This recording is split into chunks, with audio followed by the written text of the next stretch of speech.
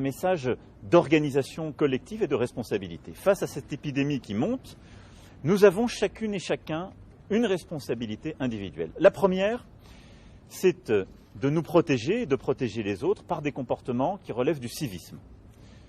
Lorsqu'on a de la fièvre, des premiers symptômes qu'on est malade, de ne pas aller dans les transports en commun, de réduire sa vie sociale et de ne pas aller au travail le temps d'être sûr de ce que l'on a ou d'être guéri. Ensuite, c'est d'adopter ces mesures barrières de protection. Se laver les mains avec du savon ou avec du gel, comme nous l'avons dit systématiquement, ne plus s'embrasser, ne plus se serrer la main, se tenir à cette distance d'1 mètre pour éviter justement la contagion. Respecter l'ensemble des consignes qui ont été données selon les territoires par les ministres et l'ensemble des directeurs compétents. C'est aussi de savoir soi-même avoir un comportement civique lorsqu'on ne se sent pas bien. Et je veux ici rappeler les règles. Lorsqu'on revient d'une zone à risque ou lorsqu'on est dans un territoire qui est aujourd'hui touché par l'épidémie, et les départements qui sont les plus sensibles, comme d'ailleurs le département francilien, les territoires franciliens où nous sommes. Dès qu'il y a des premiers symptômes, un risque, il faut appeler le 15. Et ensuite, ce sont ces équipes du 15 qui répartissent les choses grâce à cette mobilisation. Lorsqu'on est dans un territoire qui n'est pas touché encore aujourd'hui par l'épidémie, qu'on a des premiers symptômes légers, il est important de continuer justement à appeler le 15 de manière systématique et de le faire à chaque fois qu'il y a un doute.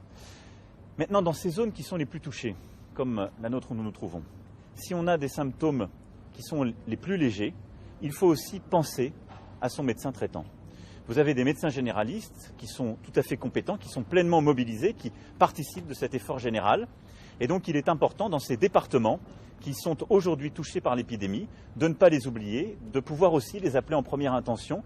Et ils vont pouvoir répondre dans ces territoires où l'épidémie est là, la plus présente, à vos questions les plus fondamentales. Vous orienter éventuellement vers les urgences en fonction de ce que vous leur décrirez, ou vous amener en consultation et traiter votre cas.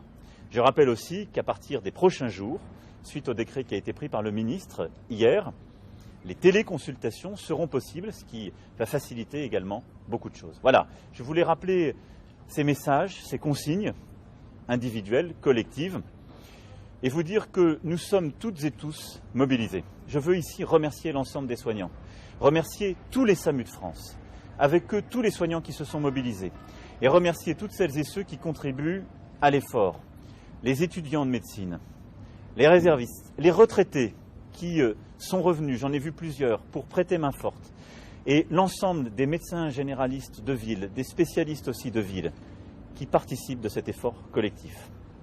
Nous ne sommes qu'au début de cette épidémie.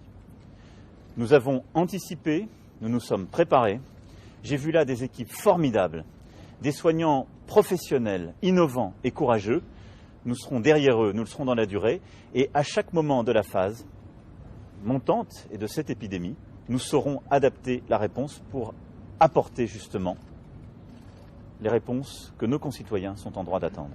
Je vous remercie. Monsieur le Président, qu'en est-il d'un éventuel passage au stade 3 ? Écoutez,